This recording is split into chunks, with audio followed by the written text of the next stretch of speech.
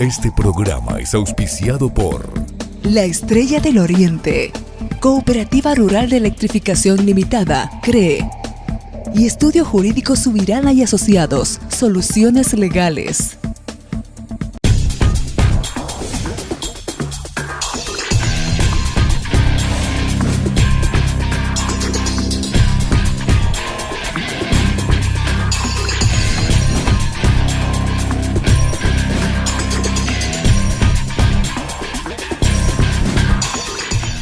Estamos aquí con la presencia importante, invalorable, de un personaje cruceño conocido desde hace mucho tiempo, muchos años, por sus luchas estudiantiles, profesionales, cívicas, políticas, que ha llegado a ser, por el voto de más de 60.000 alumnos, o ha llegado a ser rector de la Universidad René Moreno, candidato, ha sido concejal también, candidato a alcalde por el Movimiento al Socialismo y actual ministro de Defensa. Nos referimos al doctor Raimi Ferreira Justiniano. Raimi, buen día y buenas noches para los que nos ven por televisión. Estamos a través de FM 91, en directo para todo el departamento, y a través de Citel, canal de la familia, y Live Televisión en la televisión. Los micrófonos y el programa son tuyos, Raimi, a tus órdenes. Gracias, doctor Subirana, un gusto llegarlo después de bastante tiempo, aunque hemos estado en veredas contrarias alguna vez en la lucha universitaria, pero como generación creo que nos identificamos. Yo creo que no me recuerdo. ¿Cómo cuándo sería? Cuando sería con la época de cuando era cuando estuvimos en la campaña después del rectorado de, creo que yo lo apoyaba al doctor Guido Chávez, y vos lo apoyabas a Marco Peredo, Marco Antonio Peredo Saucedo, ¿no? Entonces, solamente una vez, porque Marquito Peredo Mercado, Marquito, bluminista de corazón, es una persona con mucha tradición, mucha trayectoria. Muy buena persona. Tuvimos que unirnos entre todos los perdedores, que éramos 5. Me recuerdo el licenciado Moore, Cortés, mismo Guido, y lo apoyamos a Silverio Márquez. Claro. Y los 5 perdedores le ganamos al ganador de la primera vuelta, como el Perú. A veces ocurre, ¿no? A veces ocurre. Son cosas, pero no creo que hayan sido veredas opuestas, digamos, ¿no? Simplemente que cada uno tiene su visión de cómo debe ser la lucha, ¿no? Y más es la gente comedida que se dedica a meter cizaña. Y lo importante es que ahora lo tenemos a una persona muy querida en Santa Cruz, muy respetada, lo tenemos allá arriba, al lado del compañero, hermano Evo. ¿Qué le decías a Evo? ¿Compañero o hermano? ¿O presidente? Hermano presidente. Hermano presidente, ¿no? Porque a él no le gusta. No le te leían señor presidente, le te leían hermano o compañero presidente. Compañero presidente, ¿no? Yo tuve la oportunidad de conocerlo a él por allá, por el año 1997, hasta el 2002. Después no lo vi como 12 años, y ahora hace como 2 años que no, bueno, lo veo por la tele, ¿no? Pero él recuerda, creo que te comentaba esta mañana o esta tarde, él recuerda el hecho de que no te plegaste como diputado a la conjura que hubo contra él, en la que, violando incluso el reglamento de debate, se lo expulsó de una forma incorrecta. Fue una forma artera. ¿Y él recuerda quiénes fueron los pocos que se opusieron y lo ha nombrado? Lo que ocurre es lo siguiente, ¿no? Había la mega o la pega coalición, en la cual estaba una bancada, la bancada de Unidad Cívica Solidaridad. Yo era jefe de bancada, era una bancada numerosa de 23 personas, y se decidió en una reunión entre el señor presidente, su excelencia ahora, y el jefe del partido, de que nuestra bancada no iba a ser los 2/3 para que lo desafueren. Y entonces adenos miristas, fundamentalmente, unos pedían el pase a la Comisión de Ética y el mismo compañero pedía el desafuero para que vaya al juez instructor, y era la pelea, ¿no? Unas 10 o 12 veces evitamos que se llegue a ese 2/3, pero lo hicimos por la convicción en la democracia de que no se haga la injusticia que se hizo, ¿no? Porque me tocó de viaje, casualmente cuando lo desaforaron en enero del 2002, y lo acusaban de unos sucesos ocurridos en Sacaba cuando él estaba a unos 500 kilómetros de distancia. O sea, acusaciones mentirosas, falsas, rastreras, el odio, tanto que hablan del odio, pero sí que el odio que había contra el Indio Morales. Circularon maletines, por lo que sé, ¿no? Esa oportunidad para algunos, porque no se consigue tan fácilmente. Sí, porque una mayoría como la que cuando volví yo a ver a mucha gente que debería seguir las instrucciones de los partidarias, miraban para otro lado, ¿no? Entonces la plata corrompió los votos que hicieron, que lo expulsaron ilegalmente a diputado Evo Morales, y le hicieron un favor. Por eso yo muchas veces digo, los 2 años o los 4 años, 5 años que hemos estado peleando, defendiéndolo, a lo mejor le hemos hecho daño. Era que lo voten en la primera y este proceso de cambio se venía antes. Es posible. Porque el Tribunal Constitucional le restableció todos sus derechos, sus remuneraciones, y él lo volvió, como él mismo dice, paso separada. ¿Cuál es la experiencia de Raimi Ferreira, trabajador, estudiante, escritor, poeta, político, distribuidor de periódicos también? También. Con algunas Ronald Méndez, con Gary Prado. Con Ronald Méndez y Gary Prado, ¿no?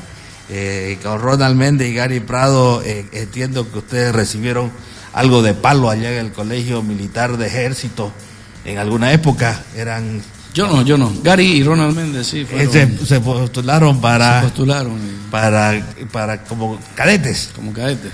Quería ser cadete el Gordo Méndez. Quería ser cadete. El Gordo Méndez. Y Garicito también, pero... Es que su papá estaba de comandante, ¿no? No. Él venía de una tradición militar y me imagino... Lo conozco, yo he tenido la suerte de conocerlo al abuelo de Gary, al general Julio Prado Montaño, militar muy prestigioso, jefe del comando del MNR, vallegrandino de pura cepa, alcalde municipal, y a su señora esposa, la tía Adela Salmón. Hay que aceptar, pese a las diferencias políticas e ideológicas, eso es natural de una rama correcta, ¿no? Un grupo familiar que, a mi criterio, tiene mucha ética, ¿no? Muy correcto, ¿no? Repito, no coincido políticamente, por supuesto, ¿no? Pero hay que admitir, ¿no?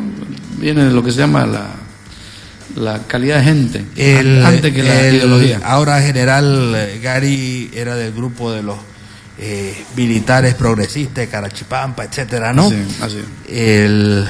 Y ahora que se siente venir a Santa Cruz así de medio de visita, tratar de quedarse los viernes, sábado, domingo. Yo lo hallo como un servicio militar, ¿no? Como un servicio militar. Había una señora... Por la disciplina, ayer leí un cable creo que era una ex parlamentaria que en algún momento fue procesada porque ella tenía unos empleados que ganaban 7.000, 8.000 bolivianos y ella se quedaba con casi todo. Le daban 1.000 bolivianos, que sale denunciándolo al ministro Raimi Ferreira. Y yo la verdad es que vi esa denuncia y la pasé, digamos, no le dimos... Porque, como hizo Churchill, hay que preguntar quién lo dijo, ¿no? Claro. Es como, hay tanta gente que dice tantas cosas que solamente se escuchan entre ellos. Así es, pero es una denuncia infundada, que no le he tomado, lo denunció en realidad primero el señor Quispe. El año 2008 yo era candidato a rector y salió una denuncia para inhabilitarme diciendo que yo tenía una libreta trucha. Y para ello se valían de un certificado del comandante de la región militar, de aquí de la 8ª edición, coronel Ledesma, si no me equivoco, cuando los únicos que tienen los certificados es la Dirección Nacional Territorial. Así es. Pero hicieron una acción de mala fe, un número de libreta de redención que coincidía con la libreta de exención que yo tenía. Claro. Y la hicieron conseguir, pero no se dan cuenta que desde el color es diferente, la razón es otra. Además me acusaron de omiso. Omiso es quien no va al cuartel, doctor Soberana. Yo fui, yo estuve 8 meses y en la última revisión, cuando faltaba un mes para que termine, descubrieron que yo tenía un desprendimiento del humor vítreo, ¿no? Que es un proceso degenerativo Y por esa razón... Y qué feo que es el primero y el segundo día de cuartel, ¿no? Claro que cuando lo pesan, lo miden y le escriben en el cuerpo de uno, le escriben su estatura, su peso, su consistencia. Yo también fui al cuartel. Así. Y en el mes de noviembre ya, porque esto fue en febrero que nos reclutaron, para entrar a la última fase me dijeron que tenía ese problema y que podía ser peligroso, pero era optativo. Y yo opté entonces por el trámite de la exención, me extendieron y hice mis trámites. El siguiente año me fui a Estados Unidos, una beca que tuve para estudiar idiomas. Volví y por esas paradojas de la vida, quien me entrega mi libreta y la firma del general Gary Prado, en ese momento ya convalecido de un problema que tuvo, que todos lo conocemos, y es legal, ¿no? Ellos decían de que coincida, pero claro, el mismo número, pero yo creo que... Pero diferente yo creo que le vale la pena hablar de este tema y pudiendo hablar de tantas otras cosas que tienen mayor importancia. Por ejemplo, yo estoy muy preocupado por el tema del Silala. Sí, sí. Estoy muy preocupado por el tema del despliegue de tropas chilenas cerca de la frontera.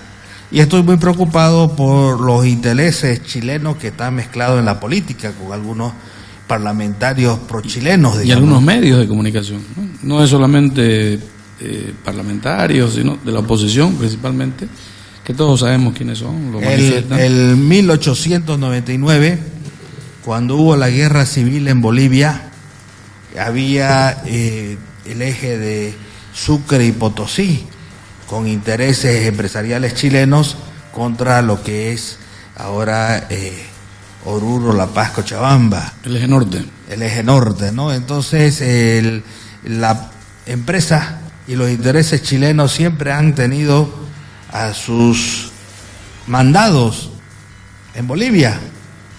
Y uno de ellos, por ejemplo, lo veo ahora que es un parlamentario que sí tiene su licencia falsa, ¿no? Como le diría cariñosamente su jefe, Samuel Doria Medina, le decía el bolas. El bolas. Así es. Pero el tema de Chile... O la libreta del bolas es buena. No. Tiene dos en realidad, ¿no? Dos tiene. La primera... ¿Y por qué presentó la mala y no presentó la buena?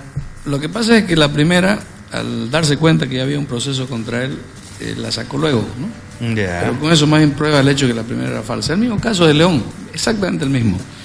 Él hace todo su trámite se presenta candidato, fue candidato 2 veces con la libreta que no existe, Claro. que en realidad es una libreta trucha. Y luego tramita otra el año 2005, que esa sí ya es legal. Son 2 libretas, son casos totalmente fáciles de demostrar. No por eso, no por nada un juez ha tomado en el caso del señor Murillo una sentencia. Y en el caso de León, no hay duda, ¿no? Es que son documentos falsos. Volviendo al tema de Chile, que me preocupa a mí también, no es nuevo eso, ¿no? No nos olvidemos que la retirada de 1880 se debe a Quinta Columnista, gente que veía con preocupación que el mineral estocado en Potosí estaba ahí un año, ¿no? Generando pérdidas. Ellos necesitaban urgentemente abrir un canal de exportación y presionan, ¿no?, al golpe de Estado que permite finalmente salir a Bolivia de la guerra. El Tratado de 1904 es también, ¿no?, un vergonzoso negociado de la élite minera con los intereses chilenos a cambio de un ferrocarril, de la construcción de un ferrocarril y de la habilitación del libre, entre comillas, tránsito a los puertos chilenos. En realidad eran los intereses mineros contra la patria. Y hoy son los mismos. Miren ustedes la alegría, la felicidad de la señora Piero, la del señor Murillo cuando hablan de la demanda chilena del Silala. No se sabe al final para qué lado están, ¿no? Yo creo que el pueblo se da cuenta para qué lado están. Hay mucha gente, no mucha, hay un grupo, yo diría, la mayoría cibernautas, que viven como en un avatar, y de pronto pareciera que ellos lo que más desea es que el petróleo caiga a $1, los minerales se desplomen, haya pobreza, miseria, hambre. O que Chile nos gane con tal de que se vaya el presidente. De que se vaya Evo. Así es. Increíble, ¿no? Me hace recuerdo cuando Venezuela tenía fondos suficientes y entregaba donaciones importantes a algunos pueblos, y habían alcaldías que tenían la preocupación, la soberbia o la presión y no recibían la plata para los pobres. Así, devolvían los cheques. Devolvían los cheques, ¿no? O sea, eso es son actos de soberbia extrema. Así es. Y ellos hablan de odio, ¿no? Ellos hablan de odio y hablan de democracia, y el que no piensa como ellos es un traidor. El que no piensa como ellos es un vendido. Vendido, pero ellos traidor. hablan de democracia, ellos Claro. hablan de tolerancia, ¿no? Y ellos que lo expulsaron del Parlamento al presidente sin procedimiento, ellos que han hecho y deshecho, ellos que han masacrado gente, ¿no? En el Alto, en 2003, 100 muertos en el Chapar, en la guerra del agua. Es decir, bueno, así están las cosas patas arriba, ¿no? Es impresionante las mentiras. Es impresionante cuando yo veía que por ser militante del MAS no podían entrar a la plaza.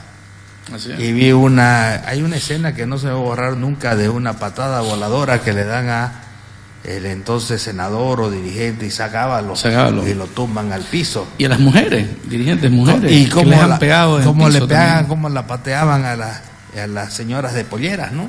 Así es. Los demócratas son terriblemente agresivos, ¿no? Son fascistas, en realidad son fascistas. Han usurpado y usurpan un nombre demócrata, pero demócratas no tienen nada. Es increíble el odio, ¿no? Es bárbaro. ¿Y qué vamos a hacer con Pero- la demanda del chilena que tanto ha aplaudido? Está el equipo jurídico a la cabeza de René Martínez trabajando. Esta semana se afinan algunos puntos y René Martínez fue diputado. fue diputado y presidente también de la Cámara. Primero fue secretario del Comité de Policía Judicial de la Comisión de Constitución, también ha sido senador y presidente de la Cámara de Senadores, es un abogado chuquisaqueño reconocidísimo, entonces yo creo que estamos en buenas manos. Estamos ¿no? en muy buenas manos. Pero además hay un equipo de asesores que están también, además, expertos de diferentes áreas. Hay 6 ministerios que trabajan, están las Fuerzas Armadas. Y está principalmente la dirección y el liderazgo del presidente, ¿no? Que en persona está discutiendo, analizando y lo ha tomado a pecho. Creo que lo que nunca hemos tenido antes es un presidente a tiempo completo dedicado al tema marítimo, al tema de la soberanía. Nunca hemos tenido eso. Ahí me acuerdo mucho, yo estaba leyendo el otro día la historia, los epítetos, los calificativos contra Villarroel. A Villarroel, la derecha vendida a Chile justamente, le decía fascista, nazifascista, ¿no? Y a nombre de la democracia lo cuelgan, lo cuelgan. Y Lo cuelgan lo más lo ultrajan en muerto. y lo traen muerto. Y lo más triste, que las masas que van y patean las puertas del palacio, es gente pobre, gente humilde, ¿no? Dirigida, manipulada de los periódicos, la época de la oligarquía patiñista. Y es una pena ver que los humildes son utilizados como instrumentos a nombre de la democracia. Y este hombre fue el que, primera vez que autorizó, permitió y proyectó el voto de las mujeres en elecciones municipales. Fue el primer presidente que permitió y rompió la norma que evitaba que los indígenas entren a las plazas. Fue el primer organizador de un gran congreso indigenal. Y perfeccionó, y usted como abogado lo sabe, las normas sociales iniciadas con Bush, proyectando la legislación laboral. Si alguien ha trabajado por los sectores populares fue Villarroel. Y paradójicamente, la carne de cañón, ¿no? La avanzada fascista, a nombre de los fascistas, era gente humilde. Recuerda lo que está pasando ahora, ¿no? Lo que pasa Gente es que humilde que están a intereses en función a intereses foráneos, ¿no? En este caso de la derecha. Lo que pasa es que a veces se utilizan medios, los medios de comunicación empresariales todavía con los viejos y al servicio del neoliberalismo para crear y formar una opinión pública adversa a las corrientes progresistas. El tema del Silala es un tema muy preocupante que lleva mucho tiempo porque los hemos visto y ahora pareciera que están a favor del uso de las aguas de Chile del Silala algunos políticos bolivianos, ¿no? Así es. Es una vergüenza porque incluso alcaldes como el de Calama han dicho, ha preguntado si la demanda es para beneficiar a la empresa que se beneficia O hoy al del agua pueblo. o al pueblo. Claro, el mismo Y alcalde que hay de aquí Calama, ¿no? Diputados, senadores de demócratas de la derecha, ¿no? Que aplaudan y que más bien impugnen lo que está haciendo Bolivia, una vergüenza. Una Y que pena. esté trabajando para grupos chilenos, Luxis, etcétera, ¿no? Y hay que hacer notar, repito, algunos medios de comunicación tienen pues capitales chilenos, ¿no? Operan directamente en función de sus intereses. Hay una cuestión que me llamó mucho la atención porque a veces uno lee, cuando estaba leyendo la doctrina social de la Iglesia, que es todo el magisterio de la Iglesia, más los documentos, etcétera, hablan de un hecho repudiable, como es aquella empresa que se hace dinero en un pueblo y saca la plata al exterior. Y eso me trae, y siempre me pregunto, la fábrica de cemento que Doria Medina compró en $1 millón, compró entre comillas, la vendió en $300 millones y sacó su plata al exterior. Bueno, pues esa es la lógica, ¿no?, de los empresarios que hacen política, no piensan en el país. Y todavía dicen, claro, es que la economía en Bolivia no está confiable, dicen, ¿no? Entonces yo no sé cómo la gente aguanta, ¿no? Cómo la gente aguanta la mentira. Hace tiempo me recuerdo decían, viene el comunismo, nos vamos a morir de hambre, si tenés una casa, 2 casas te van a quitar una, si tu casa tiene varios cuartos te van a quitar, y de pronto la nueva constitución aparece hasta por primera vez constitucionalizando la herencia, y la herencia también que absoluta, que en mi criterio, digamos, en el campo, en el área rural debería ser relativa. La inembargabilidad de los fondos de pensiones. Así es. Puede usted tener deudas con quien tenga, pero ni el banco le puede quitar su jubilación. O sea, Así eso no es. había en la anterior constitución. Así es. Iba uno con su chequecito y se lo quitaba el banco, ahora no puede, ¿no? Son avances que la gente debería reconocer. Hay muchas cosas que le han dado rango constitucional, ¿no? Muchos derechos y garantías. Lo cierto es, doctor Subirana, que hay nomás que admitir 3 cosas. Primero, que hay una ofensiva en toda América Latina contra gobiernos populares. Lo que pasa con la señora Dilma Rousseff, lo que pasa en Venezuela, lo que pasa acá, es parte de un plan bien articulado. Segundo, que hay una oposición desarticulada, ¿no?, que en su irracionalidad por ir en contra de este gobierno no duda en desear el mal al país.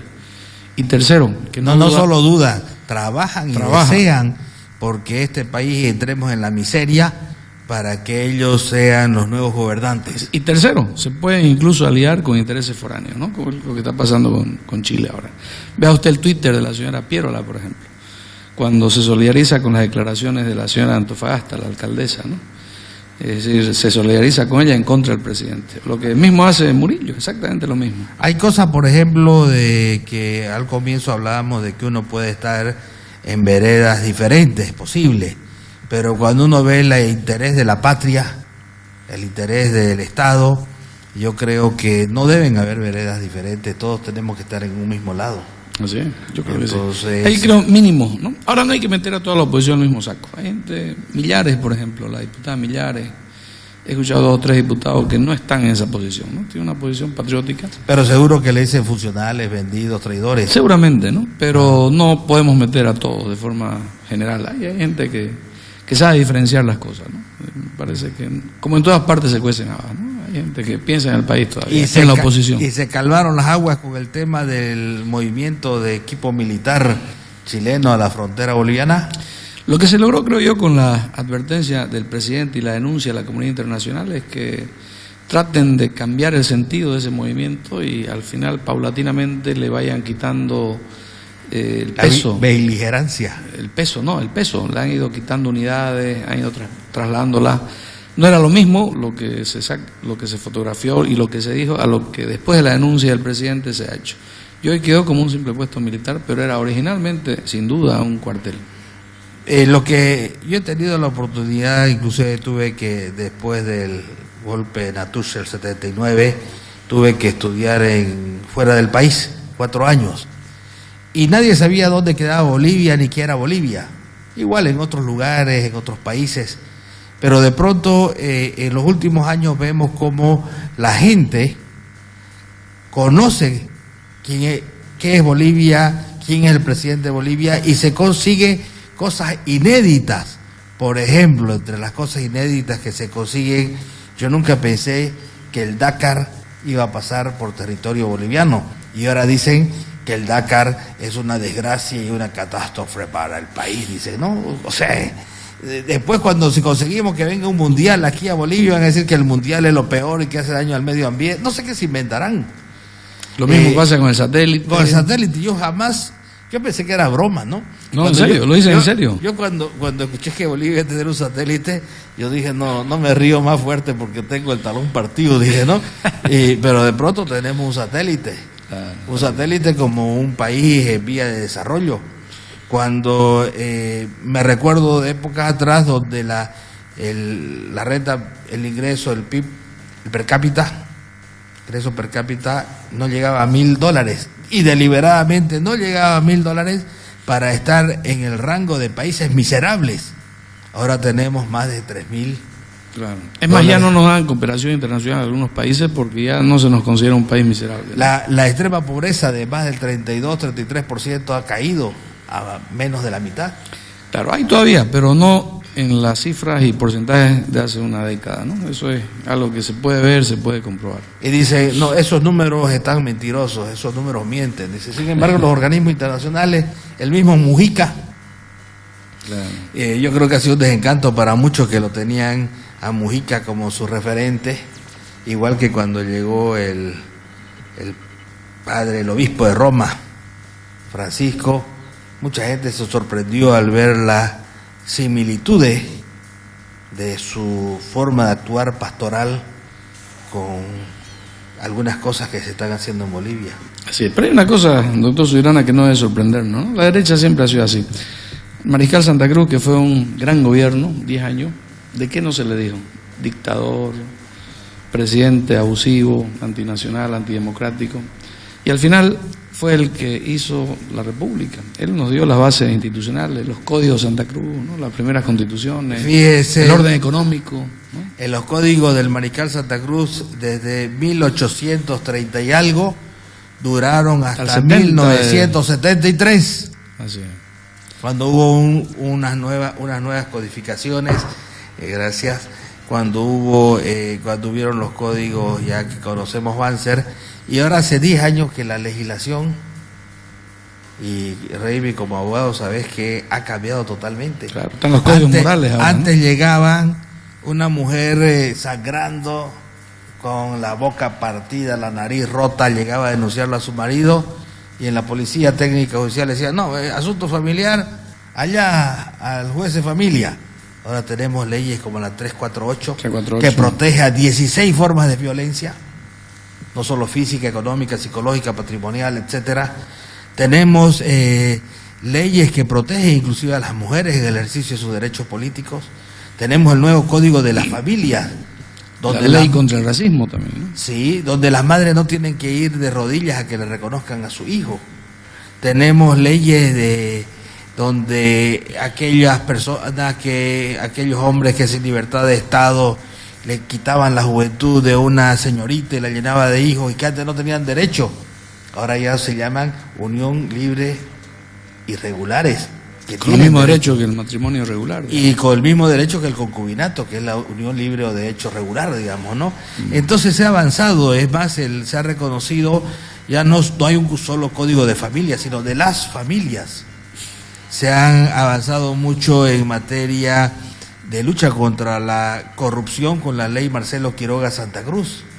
Sí. Hoy, por ejemplo, se lo ha derivado ya al penal en Oruro al ex gobernador, ¿no? Que es del MAS, a 6 años de cárcel. Cuando antes se veía un prefecto, un gobernador preso. Y cuando yo no la pude ex ministros presos. Yo cuando supe que al Santos Ramírez, un hombre cercano al poder, lo estaban metiendo preso, yo decía, pero en las otras épocas, cuando un presidente de yacimiento hacía eso, lo mandaban de embajador. Así es.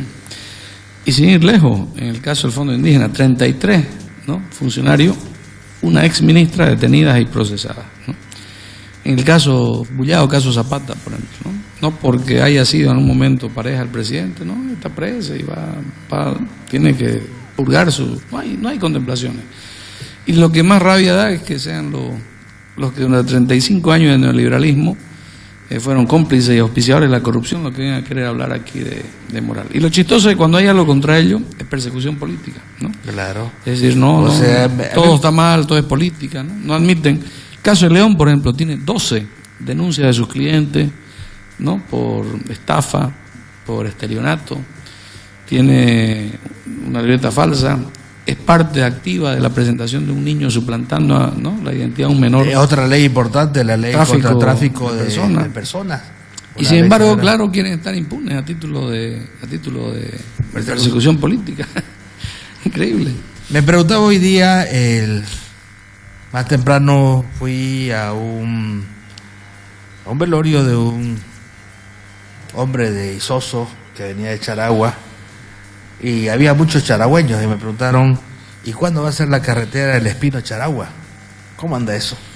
Está ya la licitación, ¿no? Está la licitación. El presidente ya se firmó, incluso creo, ¿no? está firmada ya hace 2 meses, si no me equivoco. Ahora, como toda licitación, antes de que empiece la obra física, hay primero aspectos administrativos, económicos.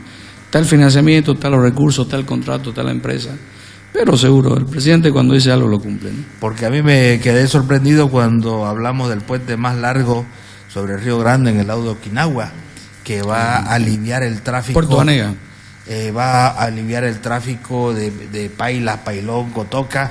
Así. Y también lo vi, está con un avance increíble, igual que el otro puente que va a permitir que la carga que venga de la Argentina salga directamente a Buenavista. Así es.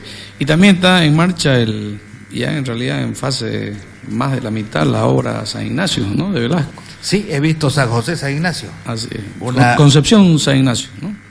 Pero se ha firmado también en la carretera. Por la otra vía, pero Por ya la otra está vía. en ejecución, tiene un 60% de avance la vía Concepción San Ignacio, que era una tortura, ¿no? Ir por tierra en esa parte por lo feo del acalaminado de la vía. En época seca por la arena y en época de lluvia por el lodo. Así. No Son hay- cosas concretas, ¿no? No hay son- medias tintas no en hay esto, medias. nuestra geografía. Así es. Y la integración al norte, Pandino, al norte amazónico, a través de 3 grandes carreteras que se están haciendo, ¿no? Que van a integrar totalmente la Amazonía al cuerpo central del país. ¿Y un cruceño en el gabinete? Bueno, para mí no es algo, repito, que un privilegio, ¿no? Es un tema de servicio. No lo hago ni por figurar, mucho menos por dinero, por supuesto, sino lo hago por servir. Para mí es una experiencia interesante trabajar comprometedora con un hombre de la talla del presidente, ¿no? Que para mí es de la talla de Fidel, de la talla de Che. Pero se tiene que tener coraje, ¿no? Porque alguna vez yo dormí en La Paz en este último tiempo y puse mi despertador a las 4:30 de la mañana, estaba en el hotel presidente, para ver si era verdad que llegaban a trabajar a las 5. Llegué 5 y un par de minutos, toda la plaza Murillo estaba llena de vehículos y las puertas ya estaban cerradas y todos los ministros ahí trabajando con el presidente. Grave, eso es grave, ¿no? El presidente inicia su jornada a las 4 de la mañana en realidad, 4:30. Lunes, alto mando militar a las 5 de la mañana. ¿No? Martes tiene reunión con las brigadas, con los movimientos sociales. Miércoles el gabinete. Jueves reunión con la ¿Y brigada. será que después de la reunión no le tira su siesta? Ya él, cuando viaja duerme, ¿no? Así cuando en el asiento del auto. Para el G77 fuimos a ver una obra, la doble vía al aeropuerto. Ya. Y en el breve trayecto del cuarto anillo ahí, yo seguía hablando, explicándole del tema de la obra y el convenio que se ha hecho con la alcaldía y la gobernación. Y no respondí y vuelco y estaba durmiendo, ¿no? En esos breves espacios aprovecha para dormir, igual que cuando viaja en avión. Así es, ¿no? Pero tiene una disciplina, es un hombre muy disciplinado. ¿Qué más nos puede contar el amigo Raimi Ferreira?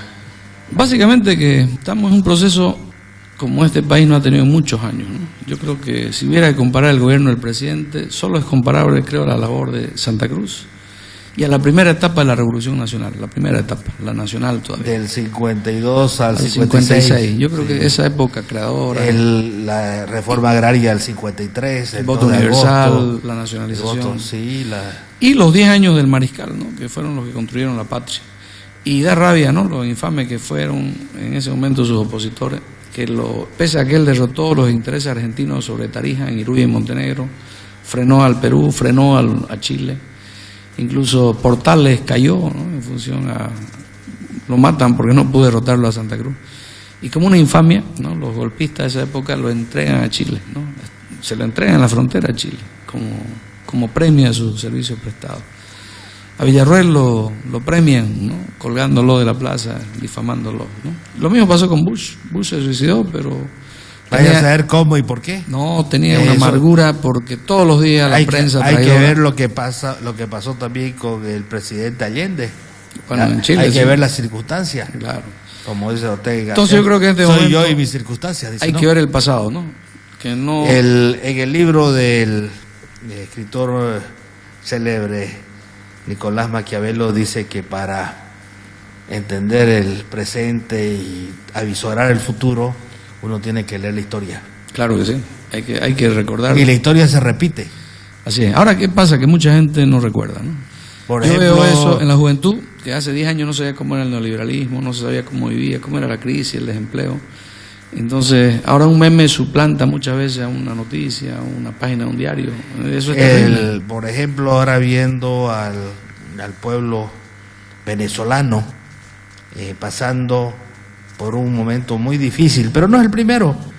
Yo tengo referencia porque he leído de unas 10 veces y siempre se escribe los siguientes libros y los siguientes eslogans.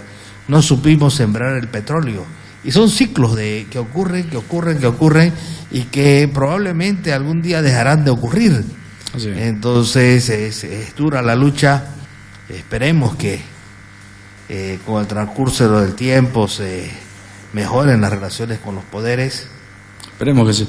Ahora hay una cosa, en el caso eso de Venezuela. Vino el otro día el expresidente Mujica y luego de su conferencia lo acompañamos al hotel, ahí en Los Tajigos. Y apareció una señora muy bien vestida, muy bien ataviada, cargada de joyas, ¿no? Llorosa, y le dice, expresidente Mujica, defiéndanos, en Venezuela nos estamos muriendo de hambre, peleamos por un mendrugo de pan, y se puso a llorar. El presidente Mujica miró sus joyas, miró su ropa lujosa, pero usted no parece que le esté pasando mal. Y siguió, ¿no? Claro. La lucidez inmediata. Porque es increíble, ¿no? La estamos pasando mal, decías, ¿no? Y en un hotel donde cuesta $300 la noche. Bueno, yo estaba al ladito y me fijaba en su vestimenta y él se fijó inmediatamente. Pero usted no parece que le esté pasando mal. Estamos pasando hambre, decía uno de esos nutridos y gorditos. Con la Hammer esa, ¿no? Que dice, Claro. no estás matando a hambre, Maduro, en una Hammer atrás. ¿Qué va a salir de la cumbre? ¿Qué puede salir de la cumbre política? ¿Cuál es la solución? Bueno, hay varios ejes, ¿no?, que se han trabajado. Obviamente el gobierno tiene algunas ideas, pero va a esperar que sea la sociedad civil la que apunte a algunos aspectos. Claro, hay una de las diferencias en la Constitución del 2009 es que ya la democracia deja de ser solamente representativa y pasa a ser una democracia Directa. participativa. Y directa. Ahora, es muy difícil que se vaya a cambiar la forma de elección, por lo menos dentro del gobierno no hay el criterio que se modifique eso, pero sí ponerle algunos filtros, ¿no? Ser más exigente en eso, porque quizás en eso se ha fallado. Pero decirle ahora que ya no se van a votar por los magistrados quizás no sea sencillo, ya es un avance y bueno, como decía Churchill, no hay un mejor invento, dice, que la democracia, ¿no? Es un mal necesario y de todas Es el menos malo, dice. es el menos malo. Habrá que buscar cómo corregir alguna deficiencia, quizás con una escuela de jueces y fiscales, por ejemplo, que en otros países hay para entrar a la carrera. Quizás con otra revolución, ¿no? Con una verdadera revolución donde haya una Posiblemente. asamblea popular y hayan juicios sumarios. También, no solamente modificando las normas, pero también haciendo del Consejo de la Magistratura un órgano efectivo. Lo que pasa es que está concentrado la yo parte no sé qué administrativa hace y ahora disciplinaria. el ex senador Eugenio Rojas, pero yo cada vez que lo escuchaba hablaba del marxismo y de la necesidad de sangre. Y él decía que hasta para dar vida en el parto había necesita sangre. Claro. Entonces, Entonces, eso de etapas, ¿no? hay gente que dice que a lo mejor lo que le faltó a esta revolución fue sangre. Bueno, es posible, yo no creo. Por lo menos la filosofía del presidente siempre ha sido la lucha por la vida, ¿no? Claro. Y por vivir bien, no por morir. En la Universidad Así es. René Moreno que hemos Y compartido. la armonía y la reciprocidad. ¿Nunca fuiste alumno del doctor Lairana? Una vez sí, claro. Él, por ejemplo, era sin ser marxista, sino todo lo contrario, él apelando a Santo Tomás de Aquino, De las revoluciones. él hablaba de la necesidad de las guerras por lo beneficioso que era el verter la sangre, ¿no? Bueno, no creo en eso, ¿no? Yo creo en la vida, creemos en el encuentro. Y así a lo en la mejor democracia. hacer una asamblea popular y hacer juicios sumarísimos con 9 fusileros, 3 que tengan bala de verdad, 6 que tengan de salva. Hay momentos, ¿no? Lo que hizo la Revolución Cubana, por ejemplo. Pero son momentos. Si aquí en un momento la derecha se volviera Entonces, ¿cómo abiertamente golpista, conspirativa, ¿Cómo vamos a hacer para cambiar la justicia? conciencia, educación? Si ahorita el litigar en ciertas esferas es como llevar y navegar en un lago de pus. Lamentablemente es así, pero no queda otra que trabajar en la educación, ¿no? Pero es mucha la PUS, ¿no? Es mucha, pero no hay otra, ¿no? La otra es que se vayan todos. Que se vayan todos, pero tampoco hay gente que vale la pena. Pero que gente se vayan, que tiene mucha experiencia. Que se vayan todos ¿a dónde? Para algunos deberían dejar vacante todos los cargos las autoridades judiciales actuales, ¿no? Pero repito, la meritocracia es algo que está calando muy fuerte en el discurso que está llevando el gobierno, los méritos. El tema es cómo establecer los méritos. Tenemos los mecanismos para la investigación de fortunas. Tenemos que ver, hay que ir a ver la playa de estacionamiento en algunos lugares para ver. Claro. Ahora, ¿cuál es el tema? Que cuando se hace eso se dice que es persecución política, ¿no? Ese es el drama, ¿no? Y aunque usted no crea, ahora los nuevos héroes de la derecha son Zapata, son León, ¿no? Son cualquier traficante ahí que es preso, ahora vocero de la democracia. ¿Qué tal la nueva dupla, no? Para las elecciones, León Zapata. A ese nivel creo que... Bueno, ¿a quién más podemos meterlo ahí? Murillo a la presidencia. La Piero. Para Santa Cruz, ¿qué nos trae aquí el ministro de Defensa, que maneja bastante? Básicamente estamos, doctor Subirana, trabajando en el tema de defensa civil, ¿no? Estamos haciendo un proceso de diseño de todos los pozos para el tema de que en 1 mes, 2 meses se va a sentir la sequía, ¿no? Especialmente en el Chaco. Sí. Chaco y Valle tenemos un plan operativo para tener 40 pozos en el departamento. Lo está haciendo el Ministerio de Defensa y en la parte occidental lo está haciendo el Ministerio de Medio Ambiente y Agua.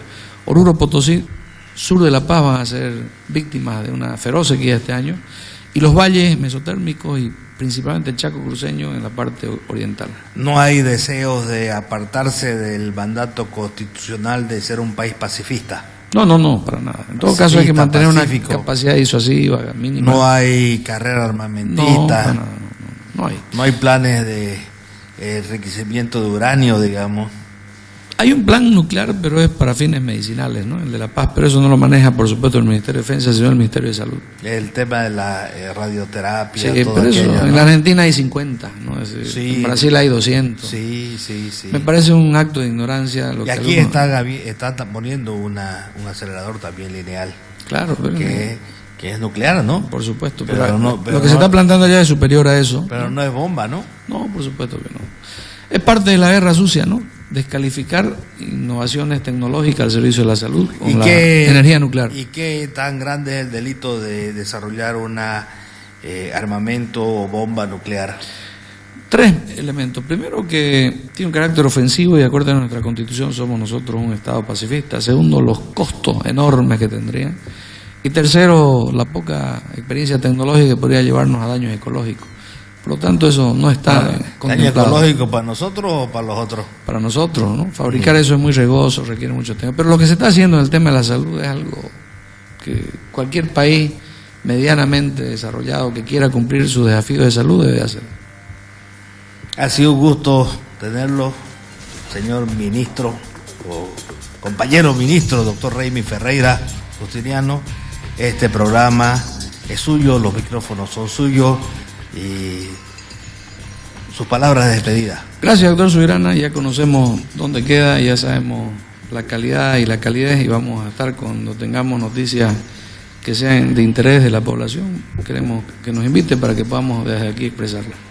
Muchas gracias. Este programa es auspiciado por La Estrella del Oriente, Cooperativa Rural de Electrificación Limitada, CREE, y Estudio Jurídico Subirana y Asociados, Soluciones Legales.